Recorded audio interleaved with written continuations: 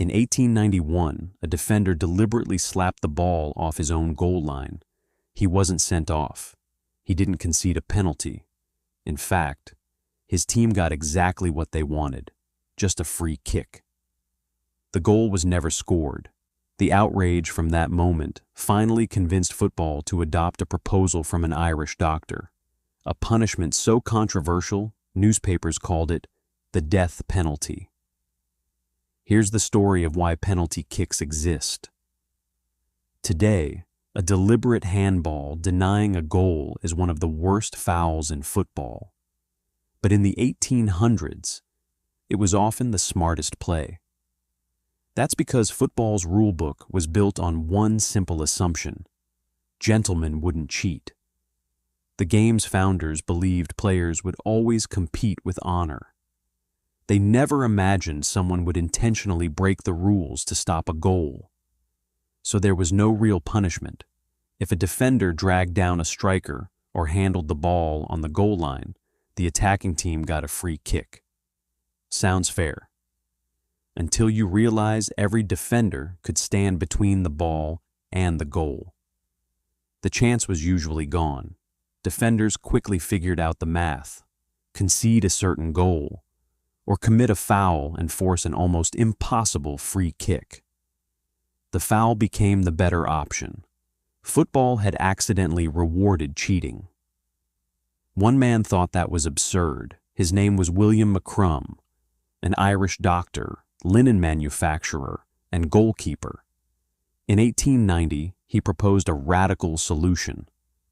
Any player who deliberately denied a clear scoring chance within 12 yards of goal should give the other team one uncontested shot against only the goalkeeper. Today, we call it a penalty kick. Back then, people thought it would ruin football. Newspapers mocked the idea as the death penalty.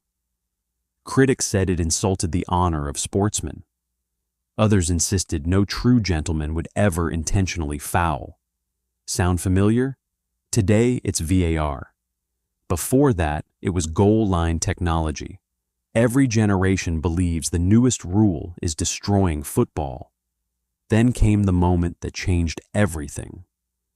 During an 1891 FA Cup match between Stoke and Notts County, a defender deliberately handled the ball near his own goal line to stop what looked like a certain goal. The referee could only award a free kick. The defending team escaped, exactly the loophole McCrum had warned about. Public opinion shifted almost overnight.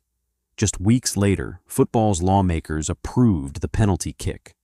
Not because they wanted more goals, because they wanted to remove the incentive to cheat. More than 130 years later, penalty kicks have decided league relegations, Champions League finals, World Cups, and created some of the most unforgettable moments in sports.